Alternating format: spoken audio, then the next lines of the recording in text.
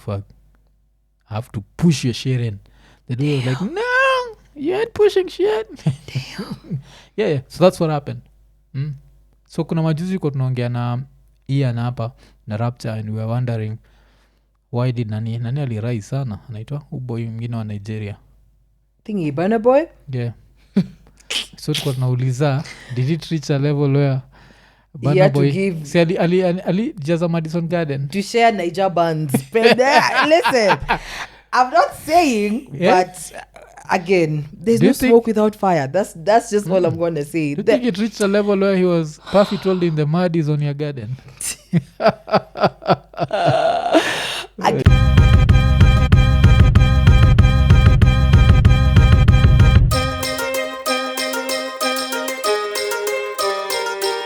Musicians wagani unasikiza hapa Kenya wale you think people should know and people don't know?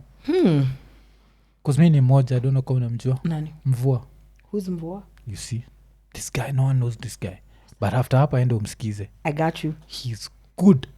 He's some singer.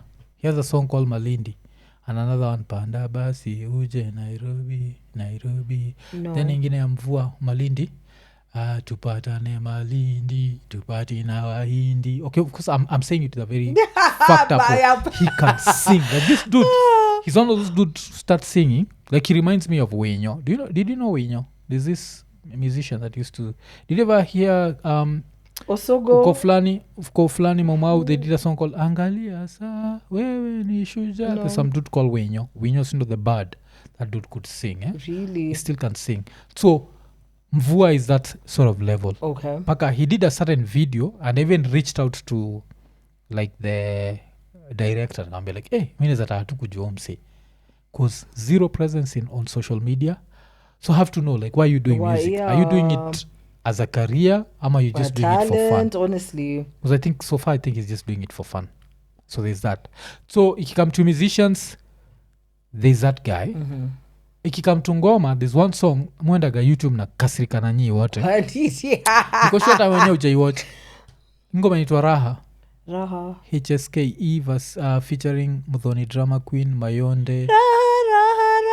That freaking song, it's a tune. My sunny Raha. I like you know it. That song has like less than 20,000 views. I think you're lying. if I'm not wrong, ama season imefika 20k. That song is insane. That's so a bob. It's so nice. Yeah, so hiyo ngoma again I depressed because hata nini, the funny thing is my daughter knows that song because she tries to do the dance. No, because the way that song thumbs, yeah. No, it's a bob. But damn, that's baseline sad. ingine. Speaking of, oh my gosh, speaking of undercover releases, have you seen Magic's Anger also has a track? Yeah, it's a song called Baba. I think you're really cheeky. But I'm trying. Has 6 months, 14,000 views. That's sad. 14,000 views. I have a problem with that. You can't say you have a problem because first of all, you need to understand with the way music is working right now. TikTok. That forget even TikTok. I think a memorabilia is very important. Yeah. And TikTok, today one song is charting.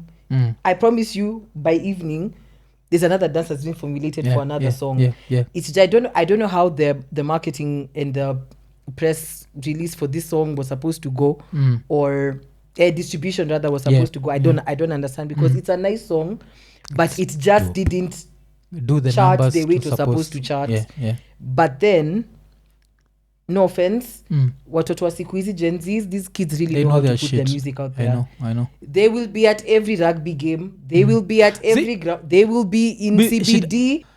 Shida yangu ni tukisikia ngoma kaa hii ile saa tunapenda we'll never share. But if we get something we don't love, angaliaga ngoma za Kenya. You know that attitude. True. Like that attitude ndio gonna piss off. But I feel it's kind of changed. Like to be honest, I feel like probably it could be because of the people that I associate with. But I think we've been very keen on making sure like the guys who do good music actually get recognized. I mean, look at guys like Bensoul. Bensoul can feel a concert by himself. Look at Charisma. Watenda Willie just had their performance a few days ago. Crazy. Kina Costa. Guys are like, I feel like millennials per se, like us, we're really pushing for the artists that we truly believe in. Kina Mayonde's and Muthoni's era, I don't understand because most of them are kind of, I wouldn't say out of touch with social media. So it's more like, if it falls on my lap ndaskiza, but I'm not going out of my way kutafuta ati does MDQ have a new release. That's the difference. And Gen Zs now are trying to push to make sure that their sound is accepted as a sound. That's why they're everywhere doing the most and doing everything. Okay. Because Raha is such a good song, because your story even just celebrating like Maisha ni Raha. It's a tune. And then the bass line. It's a tune. Like, have you listened to it like using a reel? No. Because I feel like that's another art of listening to music that's going. True. Where a lot of people also listen to music on earbuds, and most of your earbuds are not good With earbuds. bass. Yeah, true. So mi nakwaga mtu wa headphones, so I listen to music on headphones. Alafu nikiwa kwa hao, once in a while I check, is any neighbor around? Alafu mi nakuaga, I'm the sort of person, I'll even funga like the living room door just to make sure that very little sound goes out. Yeah, But you consume it by yourself. That's mad bass. Yeah, I love that shit. I love that is shit. Mad bass. Okay, I think probably I'm old. I'm too old. I'm like my ear size can't take all that bass. Yeah. Okay. It depends ni what quality does it have. That's rude, but okay. Because my nini yangu iko like it's it's crisp. It's whatever. Hey, that song like recommend to anyone to listen to it. No, but you were don't listen to Mvua. Mvua is an interesting guy. I don't know who he is, but hata ukiwatch video kuna hiyo ngoma yake inaitwa Panda Basi. When you watch the video you're going to like it. Like he used, I think maybe his parents and his friends' parents. Nice. And it's just this song where it's a bunch of old people having fun. Wache kinaitwa Panda Basi. Like 17,000 views. This looks really nice. Yeah. So when niambie, mi nimekuintroduce to someone you didn't know, you're going to enjoy listening to Mvua. Honestly, it just has an EP. The guys I listen to is, I think, everybody who's just popping on the scene. I listen to a lot of Watenda Willy. Yeah, okay. This list is about, not quite, but I like the music, but I wouldn't say like I'm an avid consumer like that. So like constant replay, I'll say Watenda Willy, Bensoul, Njerai. I love OTD. That's my song. A lot of Mandy, Tipsy G. I think Tipsy G is really in his bag. He's doing so well. Hafu imenikumbusha nani aja release ile EP yake? Was it an EP or an album? What's his name? Airosh. He's doing it next month. Superstar, the album. Is it album EP? I'm looking forward to that one. Yeah, so I also listen to a lot of Airosh. Yeah. Gosh, I listen to so many people. I feel like even the guys I might end up not mentioning, but I got a lot of Wakadinali. Yeah. Ulisikiza album ya nani? Subway, Transaction Story. Subway, not yet. The first one. No. It's a very interesting album. Really? Like Majusi, before I interviewed him, that's when like I knew, because I knew about the song, but I didn't know about the album. So it's a whole album, and he's done this, like it's very African. So he has a song like In the Morning. In the Morning, remember that song? Yeah. So he's in the morning, anapenda morning glory, hallelujah. It's interesting. It's such a dope song. Then he's done his own version of Gauo. Nice. But now Gauo yake ni landlord. Sijui nimelipa rent, nimshalipa kodi nini. It's dope. Like I was like, I'll actually why the hell did this take me so long to catch on to? To catch on to. So yeah, that's like one of those albums. So he was telling me, and I released Transaction Story 2. Nice. But sijaiona kwa hizi nini social media nini. Of another album I've listened to sana ni Mr. K4 na Kevo K-Force. I think they're dope rappers. Yes. But I'm not an avid consumer either. But so for me, honestly, it's just artists like, most of the guys who are like popping, I'd say, because millennials, I think, because I relate, I like the sounds. So hakuna mtu unasikiza ule atujui? Imagine Z. Imagine. Okay. It's but me, I have to also give like a big shout out to Base Radio. Because a lot of these plugging you to Kenyan music, right? A lot of these artists ni watu siko najua Mvua. Crazy. The first time nilisikia Raha ilikuwa hapo. No. And I remember listening to it na hizo speakers za the studio. Madness. I was like, this nice. Sounds good. This sounds good, but at home it's going to sound better. I was like ile siku sasa niliwasha hivi everyone in my house loves raha. I think kaiko na 14,000 views, at least 500 13 views. zako. 500 views ni kutoka kwa hawa yangu. Okay. Like we listen that song. My Nice. kid or whatever, and then yeah. So kuna hiyo. So kuna kitu unasikiza ila. And even a big artist, a song that you love that people don't know. Honestly, no. I think I'm honestly listening to everything that everyone's listening to. Yeah. Yeah. Afu talking of America, history ya P Diddy unaionaje? Can I be honest? From when I started listening to American music, Yeah.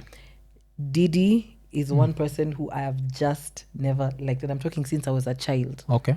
Why I never understood, but he just never used to appeal to me. Nothing. So now when all this drama started happening is when I was like, okay, probably it's like I felt something. But then again, there's nobody, or rather let me say 3/4 of the people who've worked with Diddy, there's nobody who has anything positive to say about this man, apart from those who are in his inner circle. But everyone who's worked with him, done business with him, nasty taste in their mouth, and I don't understand. Yeah. But then again, Hollywood is just a very weird place. Yeah. Today's one thing, tomorrow when do umegeuziwa. And I feel like the fact that, like, he's been running up and down, I feel like he's really trying to cover his tracks. I don't know what he's hiding. I think I just saw a video. No. What do you call it? Story. A link to the story of Sujeti, his drug mule has been arrested. Yeah. Wamekuwa kisema vitu zingine mpaka unashindwa ni aje. Bruh. And I'm like, sijui kidogo sex trafficking, because they listen, it's a lot. Yeah. But all I know is there's no smoke without fire. There's definitely some mess this guy has probably wrapped himself in. Yeah. But we'll know with time. So there's this American guy. He's like a media guy. I think he's called Toure. Okay. Yes, he's called Toure. Let me try and find out his second name. So Toure gave this very interesting show. Okay. Interesting story. Yeah? So it's this guy, Toure Nebler. He's an American writer, music journalist. Yeah. So he gave this very interesting story where he used to know Puffy, like on a personal level. Okay. So he once called him. He was like, Niaj, I have my nephew, and my nephew is looking for an internship. And then Diddy was like, yeah, what's up? Just send him. Then the nephew was just traveling. Like they'd go to places with Puffy, like in it one in like private jets. So the nephew would be always private like, islands. Yeah. Thank you. Yeah. You gave me this is such a great opportunity. Thank you. After 4 months, the nephew just quit. Just one day quit. And then Ane calls him. Now Toure calls his nephew. He's like, hey, what's up? What happened? Like, what? Why did you quit? Then the nephew was like, I don't want to talk about it. Took him like 1 year. To then open up. One day he opened up and he said that Puffy came and told him, you want this internship to continue? Lazima ugawe. Lazima nikufag. I have to push your shit in. The dude was like, no, you ain't pushing shit. Damn. Yeah. So that's what happened. So kuna majuzi kwa tunaongea na Ian hapa na Rapture, and we were wondering why did nani alirai sana, anaitwa uboy mwingine wa Nigeria thingy Burna Boy. Yeah. So tulikuwa tunauliza, did it reach a level where Burna Boy si ali jaza Madison Garden to share Niger bands? Listen, I'm not saying, but again, there's no smoke without fire. That's just all I'm going to say. Do you think it reached a level where he was Puffy told him the mud is on your garden? Again, we'll never know. But then again, a Hollywood is tricky, yeah? Yani, honestly, like, forget even Diddy. Yeah. This Nickelodeon expose. Yeah. It's crazy. Like, funny enough, and now that when I was watching it is when it's like my mind started to clock on a few things. Like sometimes I would watch these shows and I'd wonder, like, some things would be done. I'm like, is this really necessary? Yeah. But still my mind doesn't clock, like, apparently it's, it's sexual or whatever. But now is when I'm like, these are kids watching these shows. Walikuwa nasema like you watoi kumwagia na like cam shots and it's 18 plus, right? Iko Nini. Yeah. Like, you get what I mean? Like, it's and then it's to the extreme. And the funniest bit, Diddy is in one of the episodes. Yeah. Oh shit. Let me make you and funny enough, when I remember, I was like, bro, I remember this episode. Damn. So this boy alikuwa amekata kuamka, so the friends walikuwa wamejaribu kumwamsha. He's refused. So they go to Diddy. Diddy's chilling like in the back lounge. They go to him, they're like, Puffy. That's when Diddy was so puffy. Yeah. Puffy, we've tried to wake him up, amekata kuamka. So Puffy says, take this helicopter and put it inside his trousers. Yeah. Pause. That's not even neat. So they go, they put it in his trousers. They come back, they're like, bado hajaamka. He says, wait, let me show you. So he takes a remote control and starts controlling. So this kid just, of course, he's there. So he kamwamsha. So like, because now the kid is flying in the air. So this boy wakes up. I'm like, in what world is that even right? Number 2, who approved of some of these things to even be done? Oh, okay. Yeah, so anyway, Diddy just has a weird history. And man, then go back to Cassie. Yeah. The fact that this babe was suing him and he settled out of court, for me, that just told me there are a lot of bones in this man's closet. Yeah. Too many bones. Alafu yeye mwenyewe iko ndani ya closet. You get no, anachungulia. He's peeping kidogo, but the bones that are inside there are insane. Because the reason why nasema iko kwa closet ni Cassie. Like, unajua, as dudes, we always look at chicks and you're like, yeah, Cassie ni kademka supu. Very. Yes. For him to share her with other men, yeah, and for him to ask for men to come wakuje kwake moja, that means he's more gay than straight. True. You see, like, I think it's just that he was there in the 90s na kina Biggie. You can't be there, like, unajua hizo siku ilikuwaga like hip hop was super homophobic. Like squeezy hip hop imeanza kurelax kidogo. But that time it was nini. So mpaka nashindwa Biggie ali notice this dude is nini, and then he was like, Biggie got to go. No, have you seen the picture where they're in the studio, and I think Biggie was cross-eyed. So there's so this picture, Biggie is looking, I think, straight to the booth, and one eye is kind of looking at Diddy. Then someone was like, yeah, even Diddy knew you can't not let one eye away from Diddy. Like, this man just can't be trusted. Yeah, but it's sad. No, honestly, to be honest, I don't feel bad. Yeah, okay. I really don't feel bad. And there's this narrative of, right now Hollywood is attacking black men. You know, when we look at R. Kelly, Bill Cosby, all these people. But let's be honest, guys. Once you do something, there are consequences for your actions. Might not be today, might not be tomorrow, but I promise it will catch up with you eventually. Okay. Diddy is having his 15 minutes. Let him have it. Epstein had his. Yeah. All these guys in Hollywood, everybody is going to, it will catch up with you eventually. You just wait on it. Yeah, so I honestly don't feel bad. And it's sad that it's another black man. Yeah. And an affluent black man, but... Okay, so, talking of another black man, Joe Mfalme. History ya Joe, unaichukaje? It's sad. Yeah. I wouldn't say I know Joe on a personal level, but I've interacted with him before. Okay. He's such a calm spirit. So, like, ananga maneno mingi. Like him, he's just work, money, home. Yeah. On the flip side, Balo, Rick, those are really my homies. So, honestly, I feel bad seeing them. Oh, you know. Balo is my homie. Like, that's my boy. Yes. Damn. Balo is my homie. And is he those if he gets disrespected, he'll punch you? Balo, if anything, anywhere, kwanza inakatuma kunataka kukuwa na chaos, he leaves. Oh, okay. It won't even be at, unajata, Rick is so unproblematic on the other hand. Like him, he's just about his camera, done.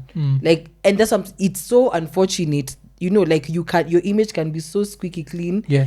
And in the snap of a finger, you're wrapped up in some mess that you can't even explain. Like, to be honest, Joe Mfalme, I'd say, is probably the only DJ who utaisikia ati kuna chai, or sijui kuna nini, and then the one scandal that is wrapped up to your name is murder. Yeah. That's sad. Yeah, it's sad. Alafu, unexpect if he's proven innocent, do you expect it to affect his day-to-day goals? Honestly, I don't think it should. Because I mean, if you're proven innocent, and considering his history, this man he's very ethical, doesn't get roped up in madness. I don't think anything should change. Yeah. This was just one of those things where wrong place, wrong time, evil. but it's not his character. It's not their character actually.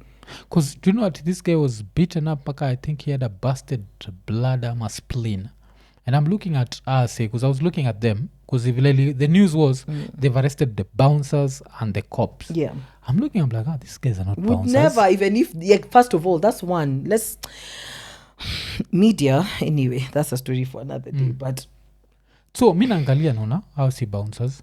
So the family itself walikuwa nasema the cop was beaten fast na bouncers wa your club. Yeah. Then the cops makara wengine wakakama wakamwarrest because of course maybe the bouncers called, sindio? Yeah.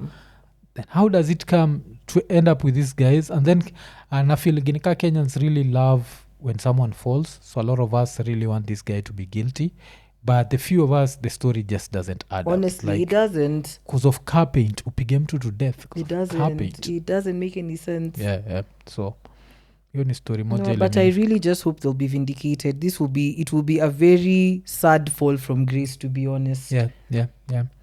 Afu mi unajuaga ni mtu apenda hip hop, so ningekuwa Joe after the cases nini and I'm proven innocent, I even know the first song I'd play. Fuck the police. God. Snoop Dogg, murder was the case that they gave me. Come on. Murder was the case that they gave Dude. me. Yes, that would be like the first song at nini. Afu inakuonyesha vile like there's such a thin line between freedom and jail that it's scary. I think I think I read that and someone was like, you're literally one bad decision away from jail. And sometimes it's not even your decision. Sometimes it's just shit happens. You're roped in madness. That's true. I'd say you are one happening away, not decision. True. Yeah. Actually, yeah. That makes more sense. Minding your business. Yeah. And then some shit happens and they're like, it's you. You're like, no, it's not me. Yeah, and it's done. Then uko jela. Now you start fighting for freedom. True. And that's when you start realizing hii kitu ni ushaipitana na ile basi ya kamiti. Those guys unaonaga tu wanakuchungulia mpaka unaonea huruma. Ushaonea madara huruma kula. Inajua uliua lakini. Hapana. Yeah, it's the same thing. Like, okay, hii story ya Joey ulionaje? Like, you girls really wanted him to be you girls freed. Wa girls waganyo. Enda kwa comments zake hata saizi. It's girls mostly. Oh God, idene God. God. See, I'm not just talking shit. Like if you go to his comments, the 2 videos he did, it's 90% it's girls telling him the way he's. Well, apparently Jesus is going to save him. There's this thing where they say ati, I don't know what it's called, but there's apparently ati babes are bound to have attraction towards the bad boys. Not bad boys, like criminals. So there's a series called I've forgotten. No, it's not a series. It's a special, like this Netflix specials about this guy called Ted Bundy. So Ted Bundy murdered I don't know how many women back in the 90s. And for some weird reason, like fanatics were women, and these women would come with placards and they're like, he's free, all, like free him. Babes would send him letters, send him money. Like it was crazy. There's a word for it, I've forgotten. But yeah, so I think that's the same thing that's happening with Joey. And it's because he has a liking, he's cute. So yeah, ask yourself, mbona madheri yako na mama walikuwa nampigania hata nani msemine onyancha. Why were there babes? They're not cute, let's be honest. So yeah, it's foolish, but afu inachikiyupia na difference yenyu na sisi. There's this other kamislangata, when she was found guilty there was no dude there saying she should be free. Si wote tulikuwa ponde kabisa ende jela. There was no one looking at her beauty. That's her beauty, I know. So I feel like considering girls are the ones who are more in danger kutushinda, like why would you do that? Like your story kuzi yake. We are here double standards. It's crazy. Like Onyancha should be locked up but Joey should be free. I know Onyancha is free. I do know. Yeah. I know. So he's free out there, and the worst thing about Onyancha is one of his victims was Sister Abestetu. Yeah. So like it's too close to home. He was freed because there was not enough evidence. Yeah, the evidence wasn't concrete. I know it didn't make sense. I mean, he's confessed to this murder, so what do you mean the evidence is not concrete? Yeah. So kuna hiyo alafu pia ushaisikiaga ile nini when nilisikia story ya Joe Mfalme, one of the things I was there hoping for was he ends up being proven innocent, and innocent beyond reasonable doubt, where the cops feel like you've not gotten away truly. with killing one of their own. Yeah, Because pia kuna kuagana the theory that you can never get away with killing a cop in Kenya. that's true. Yes, To some extent, it's yeah. true. So like Unless you're a person of power, but if you're a regular, I think it was very, very slim. you've heard about some guy called Shimoli. No. Shimoli kasko wrong. He was a robber like back in the 90s. I think was released to kuma early 2000s. And when he was being released alikuwa nakataa. He didn't want to go because he knew his days were numbered. Yeah, alitoka and he was killed in another robbery. It do be like that sometimes. And he was already changed, but he'd killed a cop before ingia huko. That's that. You can never get away with that. It's like the small, like the, let me not say small, because they're kind of it's terrorizing if you think about it. Like you know, when you go to places like Kayole, Wapi, you hear like when guys gun down cops, they will make sure they retaliate. Awezi enda hivyo. Yeah, awezi enda hivyo. Okay. Afu unakwaga religious, ndio? I am. Okay. So you heard about this church in, is it Katungulu? What where about those it? two robbery suspects were caught robbing a church in Katungulu. Ama ni Matungulu, and then they were wakakuwa lynched, walichomwa. So niambie, who's the true god, Jesus Christ ama pesa? Damn, lynched. Na si ile ati mchezo. Walichomwa. Usiangalie image. Hii ni image hatuwezi share na wase. Mbona hiyo moto? What? Church. Yo. Mimi saizi. Sawa, what they've done is wrong, but damn. Sisi, mi saizi, unibie, na as long as tumekushika, sikubali uchomwe. That would never happen, like sikubali uchomwe. As long as, you understand, like, you are this is, honestly, this is a bit extreme. At the end of the day, humanity is key, bro. What? Church. Yole nishtua sana hiyo. I can't believe this. Afu sumecheki, it's from a reputable source, so it's not like one of those things hearsay. Damn. Kenya unaingia kwa church kwa mchungaji niokoe, mchungaji ni anakuchoma. Like that's hey. I understand. That's something I understand. Like, of course theft is wrong, but we talk about forgiveness and second chances, then take them to the cops. So ni wawili walikuwa watatu. Watu wawili walihepa, mmoja ule alishikwa akachomwa. Oh no. So it's just one of those where unashindwa tuko mnafaa kuforgive 77 it's times the double 7. standards. It's double standards. That's very no.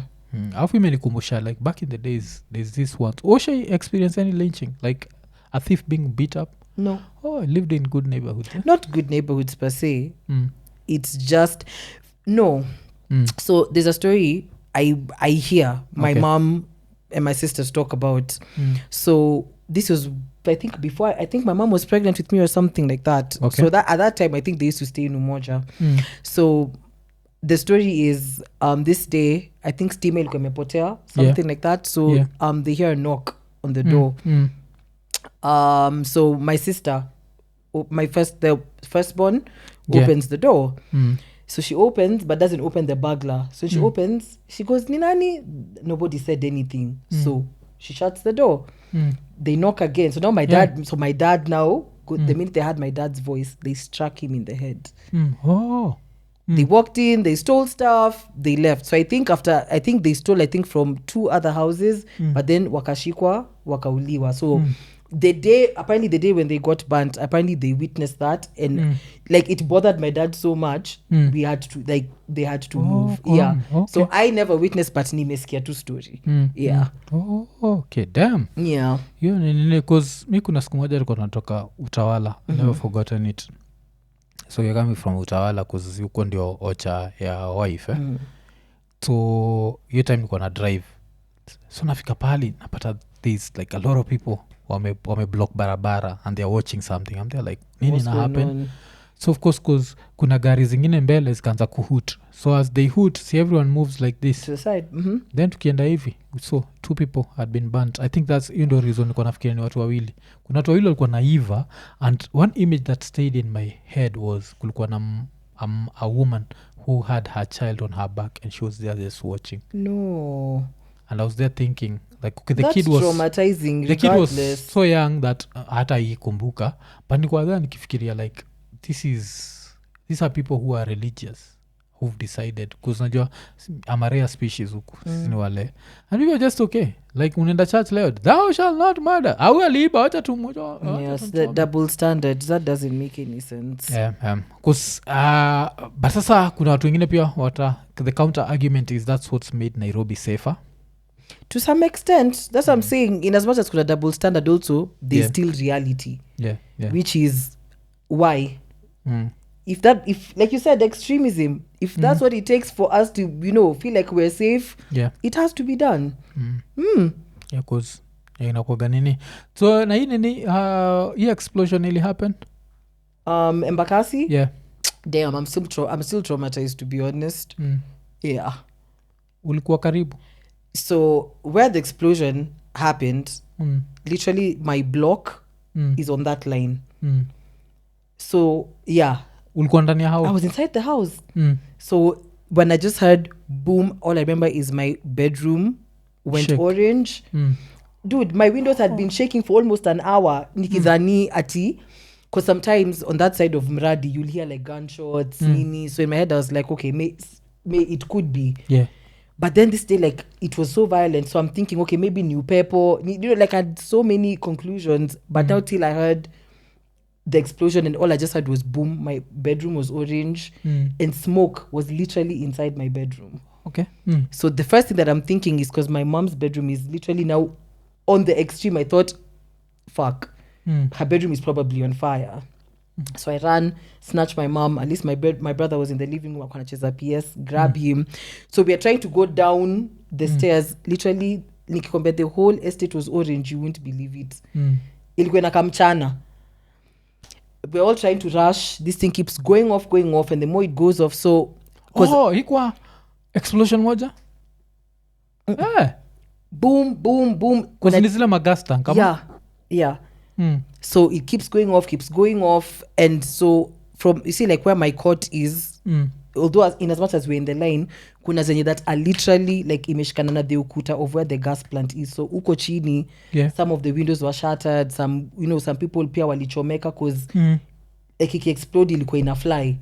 So honestly, it was very, I would never ever want anyone to experience something like that. Okay, wow. You had some crazy shit. It was crazy. Oh, damn. Because me, in my head, niko najua tu ni ile explosion moja. Then it stopped. Now it went off for almost... Because it started at around 10:30. Na sasa mnajificha wapi sasa? Sasa, we all have to be together. You can imagine it's a whole estate. You're huddled up. Munashikana hivi because so the guys who stay kwa the courts close to the plant were told to vacate. So like 3 courts were empty. They were told go find somewhere else to sleep because amwezi rudi kulala huko. So at least the rest of us could go back, but we got back to the house like at around 2 a.m. from 11. Na kuna watu vitu zao zilichomeka ndani hao. Wengi. Za huko chini nyingi sana. Damn. Okay. And you're told, your play hakuna insurance, so you'll have to sort that out yourself. Yeah. Damn. Okay. Crazy. I know. Crazy shit.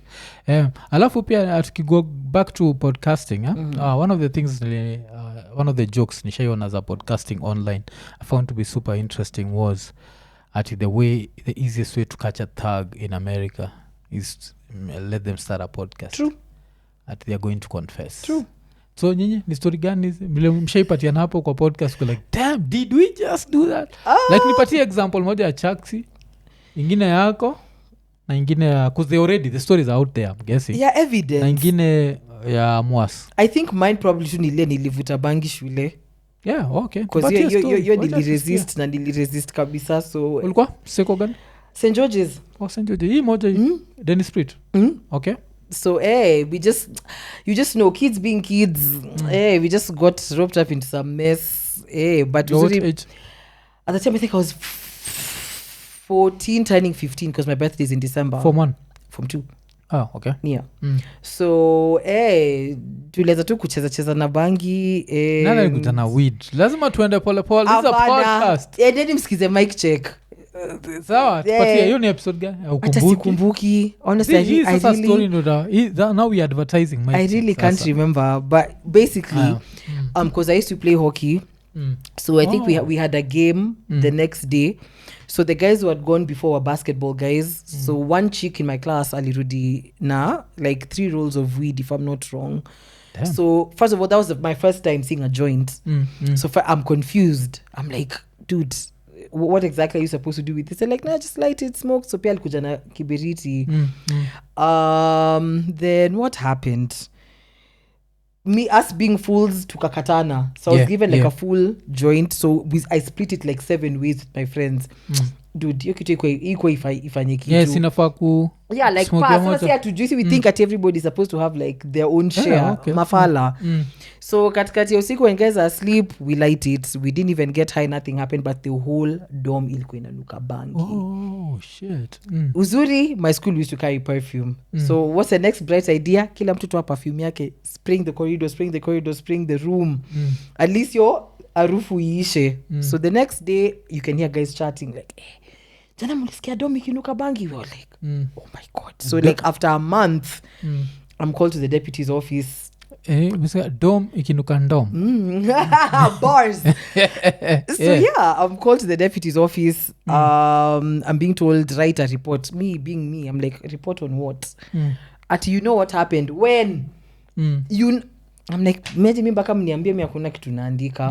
Yeah. So tumevurutana, they searched my stuff, they didn't find anything. Uzuri, the next day after tulivuta, I threw those things kwa drainage. Yeah. So I was never found with anything. So they're like, oh, tumeambo ulikuwa unavuta bangi ati with your roommates. I'm like, dude, first of all, my room is full of the smartest people in this school. So nilikuwa navuta bangi na wao aje. That was defense 1. So even now wakiwe they're like, enyewe. Yeah. So they're like, no, tumeambo ni wewe ndio ulileta sijui nani. And I'm like, bruh. When I came back, I was searched.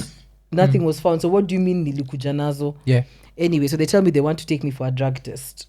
Oh, okay. This is how many days later? A month plus. It's irrelevant. So no, I refused. I told them, listen, I have parents and my parents pay fees. If anybody's taking me for a drug test, it's my parents. Yeah. So meanwhile, I'm thinking, ati nimewaweza na hiyo line, hakuna kitu atanifanya. Please, the next day, my folks were there.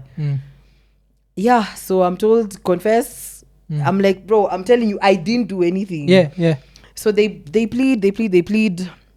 I'm told nijitete. So my parents are just listening. So finally my dad is like, nisawa, we've had both sides of the case, but me was expecting nifike hapa mniambie tumemkuta na bangi. If this is hearsay, it doesn't make any sense.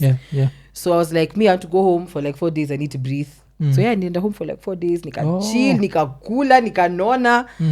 Kama nimerudi na hiyo story ilisha hivyo. Okay, so hakufanyaga hiyo drug test? Okay, that's an interesting one. Okay, so na ya mwasi ile mlishtuka mko like mwas other than kuwa na mwas alikuwa nafanya alikuwa na he had a mkate business. Something about he had a phone or sijui they used to hire out some, you know, these tiny Walkmans. Yeah. They used to hire them out or something like that. Other than that, I don't think Mwas has done anything crazy in school. Crazy. Okay. I know any story is given on the podcast that's wild. A wild story like, did you do that? No, I think that was only that. Okay. Chaksi is such a good boy. Other than kuhepa shule kwenda kuona ball. Yeah. When but ile story yake nilikuwa dope. Story ya the Mombasa trip ya majuzi. That story was super dope. Achana na Chaksi. But yeah, honestly I'd say most of us are just we're quite reserved. Nyinyi mko reserved. Si tushapaliana stories zingine hapa. Like there's one that stands out is Ian. Ian what do you do? Telling us the story of his friend. So we changed and told him his friend. Yeah. So there's this dude who went to the club and picked up a chick. Then goes home with a chick. Then they do the business. Then the next day kabla dem atoke, dem atiaka bend akaenda chini ya kitanda akachukua chupa, ilikuwa chupa ya gum. He'd picked up a chokosh in the club. Excuse me, what? Yes. Picked up a chokosh in the club. So it was such a funny thing because now if you watch the whole show, sikumbuka gini episode gani. Kaujai watch Paul just as kumbuka story, but now Rapture picked up the story because we normally start with a story and Yeah. we don't know how it's going to go. Yeah. So Rapture picked up with the story akisema like the way it was so common like for people to go into the club alafu wana pick up chokora and you don't know like wanasema vile ile light at ile light wagaina hit Everybody different. looks so nice. It's Yeah, true. Yeah, so Rapture ilikuwa funny ati there's this time ati kuko na dem ameumia macho so like she has one eye and ati mtu amekunywa iko ati acha kuwink nimekubali ati Umewin, sister. Yeah. Umewin. umewin What? kumbe it's a chokosh Yo. ati hizo stories are people picking up girls afu mtu someone is so drunk they don't know mpaka ati mtu anatoka kwa club anaona dem anachagunia anaenda and it's normal that's why you see these two chokosh kids in tao Let me tell you. you'll find I'd literally go celibate and I'll become a priest. Like I will actually dedicate my life to Christ. yeah That's great. Like how do you come back from that? yeah so that's like one of the funniest stories That's Tushasikiaga insane. hapa. That's actually insane. Then gani tena tushasikia of course tushasikiaga ile Rapture's life in crime Yeah. where he tried to be a thug alafu Ilibako. I think Yes, he was nearly Ombachi, lynched. Dennis Ombachi's was very funny. When he alihepa shule akakwa chokora for like a week and a half in Nairobi. oh okay Yeah, that's why he has such a passion for Yeah. for street kids and Oh, whatever. Yeah, yeah, alikuwa yeah. chokora for 1.5 weeks. yeah That was one okay. of the most unexpected stories. because nimewaisikia. you're Yeah, okay I'll have to go watch you need, his episode was amazing. because I think nilianza kuwatch sikuimaliza what happened zingile vitu na podcast vile suwazaga kitu then Yeah, you do- then attention shift. I'm going to nini that okay Yeah, that's that's good. of all the stories I've had on the pod, that's the one that really blew my mind. Yeah. But that's like one of the things I love about podcast You never know what to expect. so alafu you guys do you have the call like sisi after most shows I will always tell like Ian I hope we don't get the call. What's the call? The call is when someone calls you and they tell you please cut this part out. We get it a lot. No, we don't. Because first of all, as our show starts with a disclaimer, so trust me, everything umesema ujue itaenda hivo. yeah Yeah. I think ni unajua kuna the way you play safe mioja go deep yani into people's personal lives watu confess vitu zingine wanaanza buda joto your part Imeenda sana. I get so many of those Crazy. so naogopanga kabla show go live waga like a lot of shows nimekata like very big chunks Wow. like nimekata hii Because chunk they've had especially, second second thoughts. thoughts they go home they overthink sometimes it's something very small True. but someone goes home and overthinks it Yeah. and they're like It niko has to nafaa be. yeah so and me find it super interesting that you guys have never gotten the call so everything tunaona ni everything that was said Yeah. there's never I think the only person who's ever made the call, and that was like immediately after, that was probably Moas. I think we were discussing politics. yeah Then when you get so enraged, yeah that it's like whatever's on the top of your head, just So he said something very alisema. We all. oh okay Yeah, I think even the minute we all reacted, that even him, he knew like, okay, that's too much nimeskuma sana, so it had to be taken okay. out. Yeah. But it was like 5 seconds. It wasn't anything at oh gosh, at a whole. It was just like, okay, guys, just this bit remove. I think that's the only time we've had to. sisi wenyewe kwa wenyewe tushaitoa kweli funny enough see Really? like we've never like we say a lot of shit kuna zile naonaga hata you see in the comments also mnakujiwa kuzijoke a lot about everything from the first family to whatever but tunafiligi like if you say it in a humorous way It can slide. tunaza slide nayo Yeah. so kuna but you are my guests I normally understand sometimes I'm sad because you'll find it such a powerful personal story but mtu ana feel like It because shouldn't maybe be they're shared. they're trying to rebuild a relationship kuna kuagana hiyo even think tukiongea na Kibs because Kibs was talking about how his relationship with his dad is messed. I remember him saying like he hopes his dad doesn't watch that because this is when they're trying to mend it. But now mutakaga hizo stories out there because a lot of us don't have like a lot of dudes don't have relationship with their fathers. That's very true. Inakuaga ile like nini so kuna hiyo so podcasting unaona what's the future for this thing of ours? I honestly don't think it can replace mainstream. Okay. That's one thing I still stand with, Yeah. unless things change, where like, you know, even guys in Sharks have easy accessibility to internet, all okay. that good stuff. But for now, we're putting up a good race Yeah. with let's say urban Yeah. mainstream. Yeah. Okay. So far, yeah, we're doing well. Yeah, makes sense, because I think radio, because the fact that radio still exists in countries like America, I mean, that it means means it's a source of power to some extent. It's there for some time. Yeah. The only shidani, the next generation is used to music on their fingertips. Yes. So I don't know who said this, but there's someone tulikuwa na yeye alikuwa anasema the future, I think it was even Kibbs, alikuwa anasema the future will be radios are going to be running podcasts now using the normal you understand? Because if it's there's a music, possibility because I can get music anywhere. That's true. because kitambo ilikuwaga I could tease that Beyonce song. Right now I can't You don't. tease. Yeah, it's right there. Everyone has Dude, heard it. before you even premiere it on your radio show. Yeah, nimesikiza mara katen. So so naona alafu kuna watu wale like modern day musicians that never take their music anywhere next to radio ka wakardinali unajua pelekagi. yeah, at all. So it's for If the you pick radio it, presenter, yeah, download nini, cheza kwako. so inakuonyesha vile kuna Things change. are changing. But you see, also, in as much as there's that, I think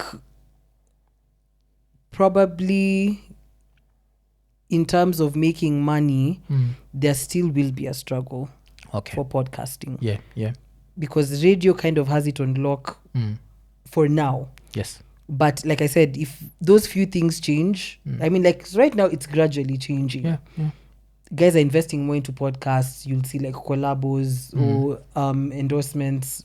It's changing. But yeah, we still have a long way to go. Yeah, because this has reminded me, like there's this article nilishare na kwa Insta stories zangu. The article was when Nokia first put a camera on the phone. On the phone. And BBC went out there, and BBC was so the report was the way kids wa hizo siku, they were like high school kids. I think sasa ni age yenyu huko millennials. 2000. That's us. Yes. So like, look at these kids are so happy to text and whatever. And now phone sales ziko low, so they're trying this gimmick with a camera to see if it's going to work. Echeki. Look at now, 23 years later. You can't survive without a phone in a camera. Yeah. So I feel like 23 years from now, Probably the things will world be is very going to be so different that mushindwa hata internet itakuwa internet ama itachange into something else. It still will be, but I think it will be so advanced. Yeah, and so fast. Too fast. Yeah, and I look forward to that. I love upenaga fast internet. Like, I hope, me too. But yeah, but I mean, let's not really focus on the future, but hope that the future is going to be better. But so far, I think we're doing a good job. Yeah, we are neneng tunashindana na mainstream, and it's good. Like without, because now you have like content creators. Let's not just talk about podcasters, but you have content creators who I always say are unemployable. You know, like right now, I don't think you can call someone like Lin Gugi and put them on a salary. Unless you want to pay them half your company's money. You see. True. So I feel like if that's what's happening in 2024, what's going to be happening in 2030? Facts. Yeah. Sometimes hata angalia ma artist, muonaga ma TBT za even akina Kali, akina Octos 8 years ago. Yeah, it's so different. 8 years, it's not so 20. Different. Like the growth is insane. Yeah. You kids nani unayonaje? Kids ya Kali. It's ridiculous, eh? From rap money. You will not trap me, Mwafrika. You will not trap me. Why? You have nini? You You don't like the architecture, ama? Just tupatie tu opinion yako. Because of course we admire. I admire the fact that kwangu naiangalia hivi, I'm like a hip hop fan. People know like I'm a rap fan. For me to see rap buying that in Kenya, like building that, because I saw rap build that in the US. True. For me to see rap building that in Kenya, I'm like, it's amazing. yet. It's amazing. Like that's nini. The architecture thing, I think hiyo inakuwaga ni personal taste ya kila mtu. Kuna watu wanateta tinakakaa mall. But ndani, uliona videos za ndani, it looks crazy. Normal. Outside, inside, Mimi, one thing I will say is this. I cannot criticize something that I don't have. Yeah. See Nata Msumari to start criticizing a whole mall. Yeah. So listen, if Kali likes it, I love it. Okay. Because I think it's a beautiful... Too. Okay. You can't criticize something that you don't have, or it could be in. You get what I mean? Nivo too. If Kali likes it, Nivo. And it's not easy. I mean, this man has been grinding forever.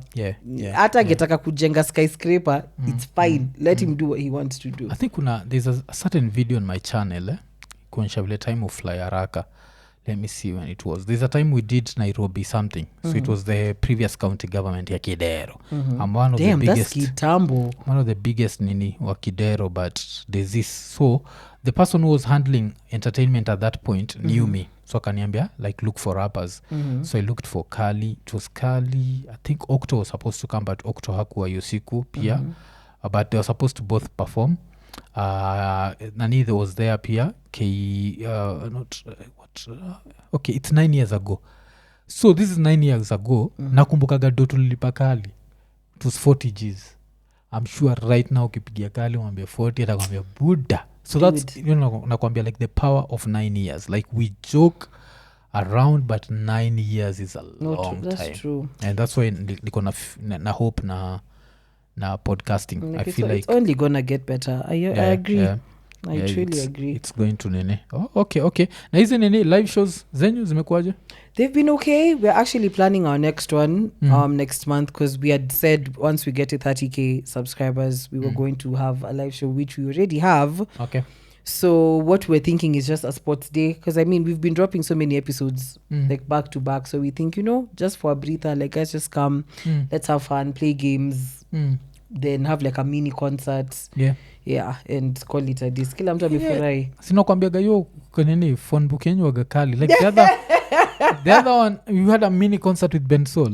Yeah. Mimi nilipatiwa namba ya Ben Sol, nimeipiga mpaka nikachoka. Oh yeah. Again, niongelesha nyuma ya tent. But yake sikuchukua personal. Kuna moja ile I just took it personal. Okay. Like this person was just playing games. I think I know who you're talking about. This person was just playing games. And zile dude, we're grown. Ka utaki kukampia mtu sema asidai. I agree. Yeah, because the funny thing about Iko Nini is we don't do our biggest numbers with musicians. I feel like, I think millennials wetu ni wale the match, because pia mi nasikiaga tunafall under millennials, which okay, that makes no sense to me. But I feel like when I do shows politics and what I get more whatever than when we do like with musicians. Kuna wale musicians of course who are there, their own status. Yes. True. But au wengine nakuaga like ish ile like so for me to follow an artist hivo ule nikuwa najua huyu hata kipatia views more, maybe it's 20,000 views, beats the point. And hizo madharau ndogo za kujifanyisha umesahau kati niko nikwambia hivyo. Okay, like fuck you. Yeah, beats it. All together I'm good off it. It's okay. Ni hamtakuwa na hizo lakini we have okay. Trust. And now let me make you laugh. We've had such moments, and I mean this in the most humbly disrespectful way. Yeah, it's people who, as in najua your last hit was like Kibaki akiwa president. Pipe down. I think I've always mentioned I've always mentioned that. I've always said that the worst people to deal with are the legends. No, and I'm not talking legends. Ndo nakwambia mimi nimeweka hivi. Now for us, like kuna hour to back in the day. No. Sasa sisi, funny thing is the guys who are back in the day are the ones who are actually very... It's these newbies who feel like, after one song. Yeah, after one, now you... Get serious, please. Okay, najua. Get serious. But you just take it on the chin, I guess. It's part of the business. No. listen, in as much as it's part of the business, you don't want the same way you don't want anyone playing with your money. Yeah. You don't play with other people's money. If you say I'm gonna pull up on the 25th, please pull up on the 25th. Okay. If you say let's reschedule it to whatever day, please make it that day. Because at the end of the day, if you pull up or you don't pull up, that is money that's already been spent. Najua. So don't play with my money. Same way you don't play with your money. Don't do that. Sisi, like, was the one that stands out to come to your stories was just once where we invited someone. It was on a Friday. The Friday akajitetea. I don't know what he said, that his manager didn't remind him. Some bullshit like that. Okay. So that was happening. We talked to the manager on Friday. We're like, oh, Pole, this is this. Give us some fucked up story. I can't even remember the story. It was such a fake story that I didn't even need to remember it. Then tukasikiza na Tuesday. Then on the Tuesday, they still messed us up. And it's a legend. And from that time I was there like, that's whatever. I it was not even a music legend. It's a rap legend. The rap, it's such a niche thing that if you're not Okto, Kali, King Kaka, Wakadinali, cheza chini. Like there are those kina Boutros, you understand, like kuna hiyo caliber. Now karibu wote nimetaja tume. So uko alafu bado unaniletea kichwa. It's crazy. Then Ikonini fans don't understand. Yaje buda, when you saw hip hop kwa nini ileta? And it's like, bruh, trust me. Yeah, kuna hiyo. So I've had such experiences, but they're like, no, like there's one. Anywho, so this babe, we call her. She says, yeah, she'll pull up. Sunday is when we record. Yeah. So Sunday's here. We've already recorded our own episode, so we're waiting for her to pull up. You record both episodes on the same day? Sometimes even 3, same day. Shit, okay. Same day. Okay. So we're waiting for her to pull up. Call. Mteja. Oh. Mteja. So finally, like at around 4, we get a text. Ile like, you tried calling, blah, blah. Call, doesn't pick. When I tell you, this person didn't bother to call back. Till when I saw her a month later at an event. And I'm asking her, you were supposed to do this and this and that, and you didn't pull up. Oh my gosh, Aki, I forgot. I'm like, did you really? Okay. Did you? Najua. Did you? Yeah. Okay, najuaga hizo ndi zile madrama happen nyuma ku podcast. So sasa tumepeleka watu kwa nyuma ya tent. It do be like that sometimes, but I'll say sometimes okay, we've also had artists who've like flaked, but not flaked like in bad taste. It's like I'd booked you guys, but then I was told I need to do something, so can we reschedule? But I'll do what I need to do. Yeah. And who like some of the people who've been the most humble, who got surprised, like what? Like you. Damn, we've had so many artists out of my head. Because me, like one that stands out is Nani before to have Bien before he went for his European tour. Yeah, I think Bien, but Bien's was very different because first of all we were out of our setting. We shot at Bien's house. Oh, okay. So that already in itself was very. Let me not say culture shocking, but you know, as a fan, I literally was having a fun moment. I'm like, oh my gosh, I'm in his house. This is crazy. Yeah. But yeah, he's very easygoing. I like that. You know, he's very chill. Anna story. Hey, the one who surprised me. Literally, my mind is just doing catalog. Because kuna wengi like tumehave hizo moments. And mi naweza Bien me stand out juu ya alichelewa kidogo, I think maybe by 30 minutes or something. And he calls apologizing and I'm like buda weni Bien like ni sawa wachelewa tu like tumesikia konjiani, we are good. And that surprised me like because I feel like umse bado yuko anafilile like yes, this is time. True. And let me just treat this person with respect and what. Na kuchajiwa?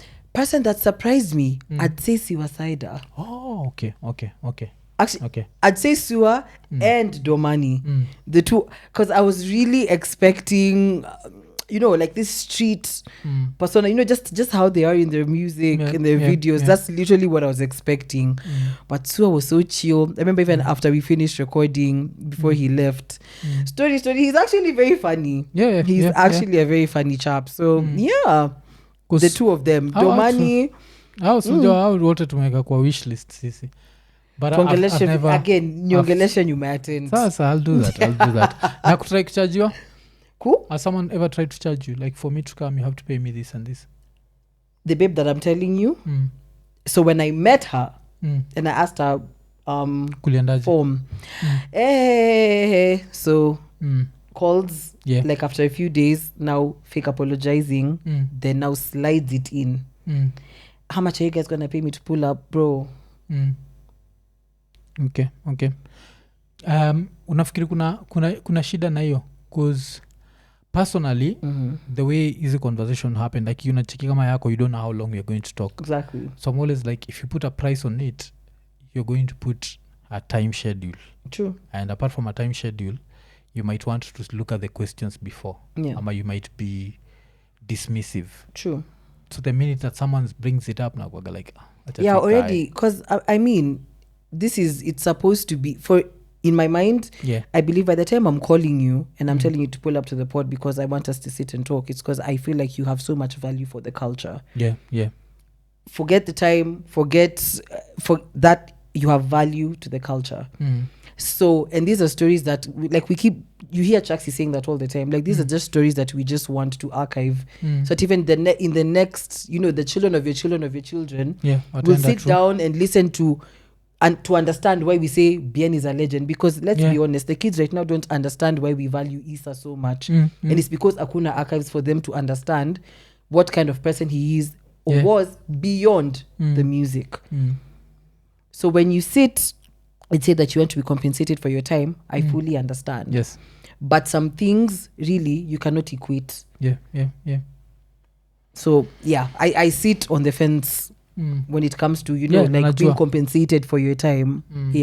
Najuaga hiyo ni ile like tunasaidiana, because mi nakuaga hivyo, like if you have a sponsorship and you want to come and put it here, yes, we'll do that. Do your thing. Like we advertise whatever so utapata sana kwani nani amekuja hajakam, but because I respect this person, you do your thing, and yes, like I'm going to make sure that they get value for their time. True. But do nishai have, I think it's once, and it was one of those zile za madhara za ati buda miskujui hivo, like okay, unijui. No, but okay, I'll say for us, what we do different is at least we kind of will like cater to your rider.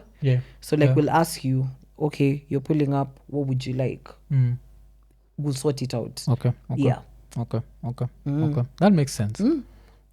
But sasa tunachikio mtu wako nini, kuzio kuna kuaga na hiyo, there are people who actually tell you live like it, ni aje buda do si do like utani simamia ya transia kuja hivo ama ngata ko like sawa macheki, alafu kuna ile if you cater for something it's okay. But sasa ile shida niko nayo ni hiyo ya like someone I've met tushaka chini hivi then anza kuniambia sikujui, like now the superstardom is getting to you. Ndio hii imefika there. It is now superstardom, there's nothing wrong with you being a superstar. The only problem is your shelf life, yani matime waga tricky, especially if you are boom especially because you'll find very like a lot of people you just deal with them directly, you never even deal with the managers. Sure, you notice like True. there are people you wonder like Bien, I dealt with Bien directly, Kali directly, Octo directly, King Kaka directly, not like Boutros directly. Notice like una deal na say then unakama unaanza kudeal na mse mwingine ule sa usha meet middleman, afu na kutolea hizo kozileza, but you also understand like it's business at the end of the day. True. But unajua kuna vile unaweza itisha still respectful, like ile buda sikujui, that's kozileza unijui jo buda like who, I get it, but damn. True. So there's that, but still it's a fun any I always love kuna stories watu patiana like damn, people have been have been gone through shit. Please. People have gone through shit, and True. It's a beautiful thing to also see people like the levels that they've reached, and then unafurahia unacheki. So but nimefurahia sana. Thank you for having me, man. So kusikila unajua tu I don't know if you see people in the comments sijui kaa zenyu zinakuwa kaa zetu How? but yetu imekuwaga ile jo leteni Jaxi especially Jaxi specifically leteni hiyo mzee leteni hiyo atakuja very soon. So wasoshinda kwa kini I think a few people do that because I always say that this is the guy I used to watch before I knew what podcasts Forever, were. yeah. Astuka alikuwa gana Erosh hizo siku maybe Yeah. because I remember I used to have a co-host Yeah, Erush. but I've never connected Erosh. It's Erush. It's okay. It's Erush. That was interesting to find out.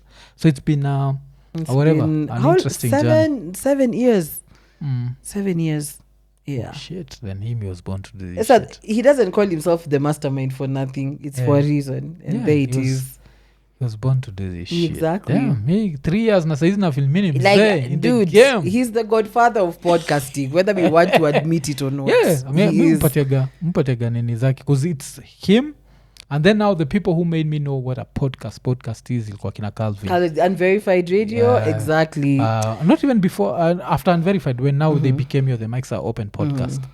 Now nikuwaga zile za and even those days I used to wonder like see, what is this? this internet thing and that's why I feel like internet tunai underestimate. True, there's a lot of untapped yeah because I was even checking potential. That's true. Safaricom has not increased its speeds as a home in like 4 years. What? We still get the same speeds as what the only thing wali boost 80 to 100 but everything else mebaki. That's The 5 crazy. 10 20 40 has maintained. Then during COVID sisi watu wa 40 walikuwa natupatia 80. So now I'm trying to imagine when Safaricom is like damn it's time to boost these people to 500. hata sijui kutaendaje. Ile siku by time tunafika 500 itakuwa poa sana. True. So I'm looking forward to that. So mi naexpect kitu iendelee kugrow but asante mnaendelea kugrow tunawaona tunawacheki pia nyu mnao you're putting in work sisi Tuna grind, man. tukamlianza 2022 and you're already Imagine 148. We just dropped 148 today. yeah. So mnanenijo si tunaendelea kungangana si saa tumeturn into a 95 but I hope one day mtatujoin this 95 thing because you record 2 Soon shows come. in one day. Damn, Come. that's 3 events sometimes. We'll do 3. that means if you had 3 days of shooting you'd be like us mzeko na content every day. Trust. Okay that would be dope. Okay sasa but so imekuwa ni 288 Yes. yeah imekuwa ni 288 288. yeah so remind watu juu ya mic check podcast. Yeah. So, is it the moment where I say my name again? yes if you want to. So, yes, my name is Maria, popularly known as Maria. I co-host on the Mic Check podcast with Chaxi and Moas. And yeah, we're just out here trying to make you guys entertained and live our best lives in the process. So, yeah, make sure you subscribe. The name of our network is Upside Digital, UPSYD Digital Networks. Please subscribe. There's a lot of amazing content. And there's also another show, but I don't know what. I think they're still recording it. Yeah. So there's Misfix also. So there'll be a variety of shows that's coming under the house. So yeah, but for now, it's Mic Check. It's Upside all day, every day. Okay. Kumeneza kuita Maria. Mimi kwa njua ni Maria, Mariah, potato, as long as usiniite Malaya. Yeah. Tuko sawa. Okay. Mimi niko zile za nikita Maria sitachukua nini. No, because my mom, everyone at home calls me Maria. It's Chaxi who actually started calling me Mariah, and everyone now calls me Mariah. Oh, yeah. Okay. So you can be like product GP. Maria. Period. Okay. Yeah, so umesikia. So yenyu na dropping Wednesdays and every Wednesday and Sunday. Sundays. Yes. Okay. Wednesday at 12 p.m. and Mondays 9 a.m. I mean Sundays 9 a.m. Yes. Okay. Sawa. Si watu wathink wanajuaga si tuko kibarua kabisa kila Kaende siku. Kanaenda. Love it. Yeah, so ni imekuwa ni episode 288. So kama kawaida, like, subscribe, hit the notification button, tell a friend to tell a friend. Tukimalizia 288 tukisema Iko Nini.